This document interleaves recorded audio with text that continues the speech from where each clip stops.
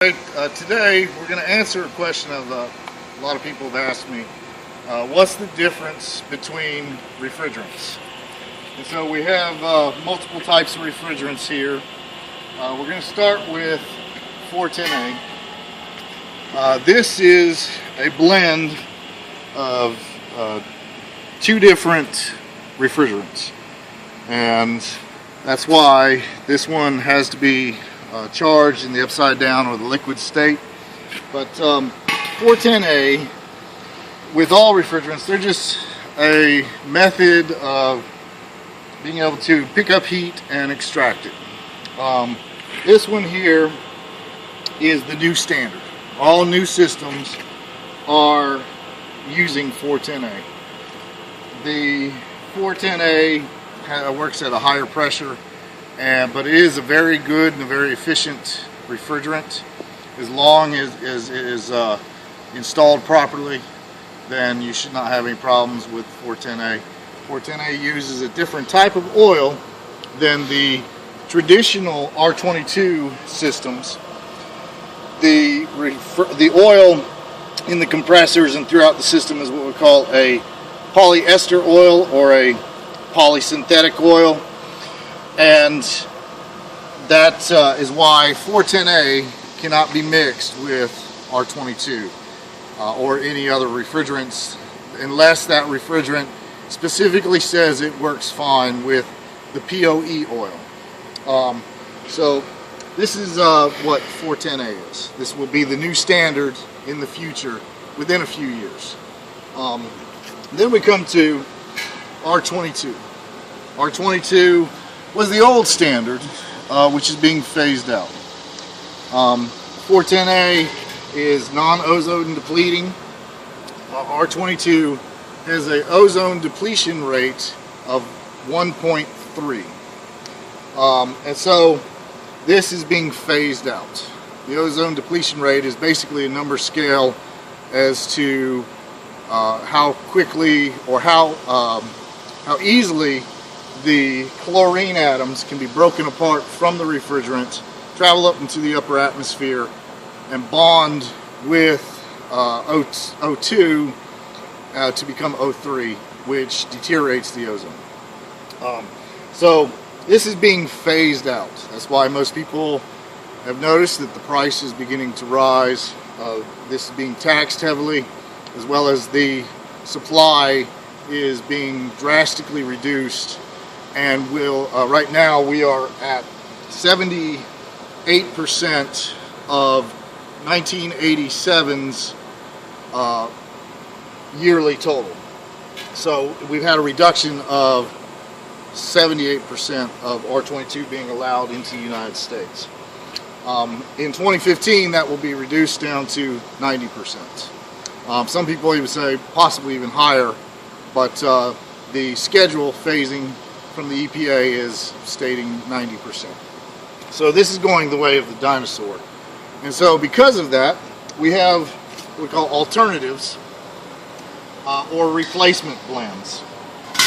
The next one that we'll talk about is 422D. 422D is a blend of three different refrigerants, and 422D has its good points and its bad points, as far as my opinion. As far as straight air conditioning, 422D is actually much more efficient than R22.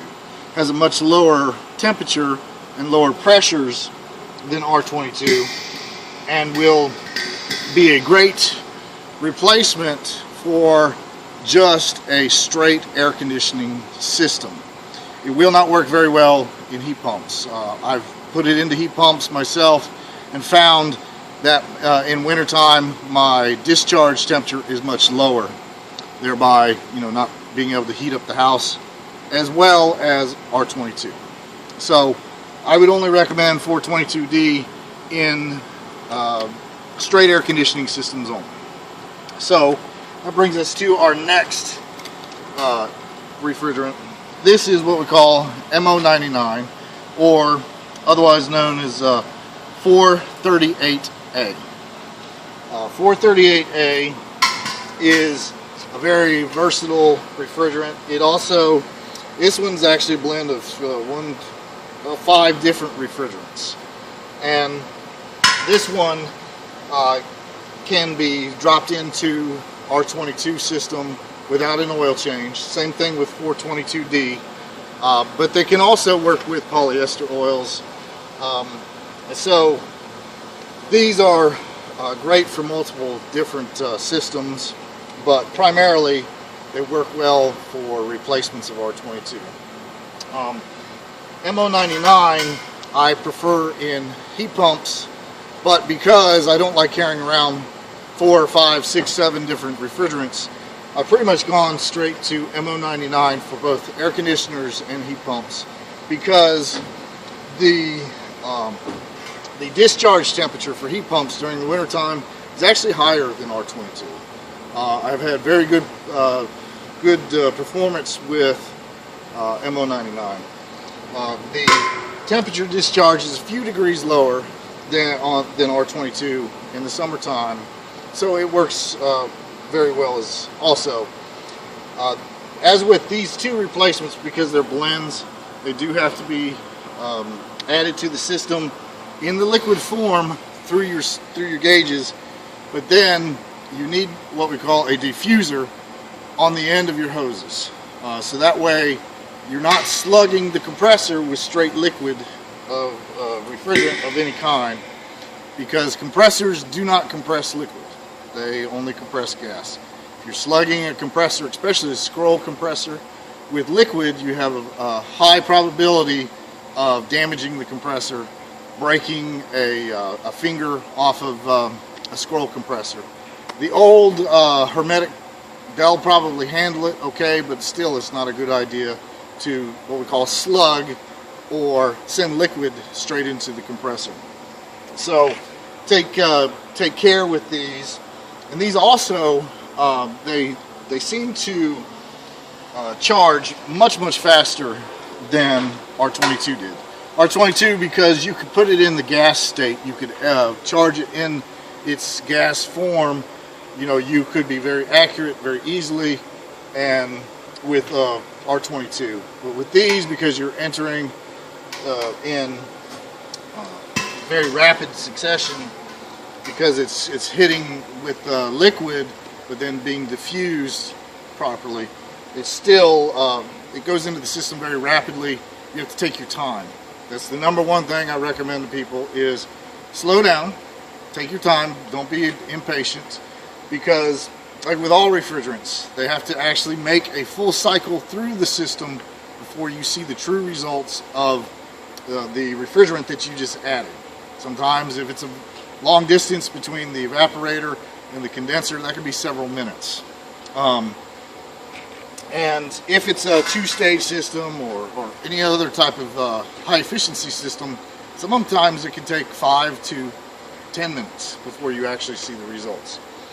Also, when you are adding this to a heat pump, you want to be very careful, because it does have a lower temperature, and so we get a lot of people that add it very rapidly, and then in the suction accumulator it begins to rest in its liquid form. And the problem with that is, once you think that you've added the proper charge, you've actually grossly overcharged, because later all of that liquid will turn into a gas, and you'll find that you've grossly overcharged the system. So you keep very careful, very slow on adding this to heat pumps, especially in wintertime. Wintertime, you absolutely have to take a lot of extra time to add these two systems, just because of the evaporation rate and the core temperature. The liquid loves to collect inside the suction accumulator, and it takes quite a bit of time for that suction accumulator to warm up enough to where you get an active boiling of the liquid inside that suction accumulator. So those are just some of the differences between the refrigerants. And if you guys have any questions about the different refrigerants and their uses, Feel free to leave a comment, ask me questions. I'll get right back to you. As always, like and subscribe. But also, there are many different refrigerants available. These are the ones that are most common. These are quickly becoming what we call the industry standards. The one thing that I do want to warn, especially homeowners about, there's a new refrigerant supposedly called Hot Shot. This is not actually, well, refrigerant, it is a refrigerant in the fact that there's a boiling rate and it's able to extract and easily extract heat from it. But this Hot Shot stuff is usually butane and propane. Now, we've been seeing reports of lots of problems with this. Homeowners not understanding that basically they're adding propane and butane straight into their system. It can be very dangerous and very hazardous to your health if you don't know what you're doing. So please stay away from those type of refrigerants. Some of these refrigerants do have butane as one of their components, but it's very small parts of the overall makeup of the refrigerants. But this particular one is, they call it legal for homeowners to purchase because it is nothing more than butane and propane. Those are not regulated by the Environmental Protection Agency. So homeowners in some states have been able to purchase that. But I warn you, do not, because it can be harmful not only to your system, because the Hot Shot, the propane and butane, it actually thins out your mineral oil. And your compressor, every system I've ever seen where the Hot Shot has been added, the compressor usually fails within a few months. 2 to 3 months is typical.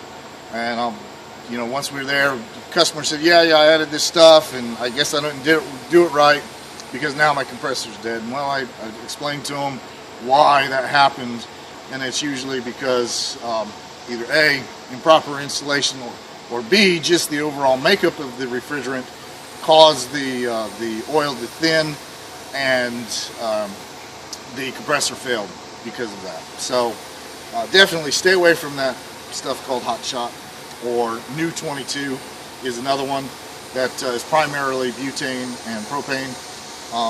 So these are the replacements that I strongly recommend. This one for air conditioning, and this one for air conditioning and heat pump. And there again, like and subscribe. Feel free to ask me any questions.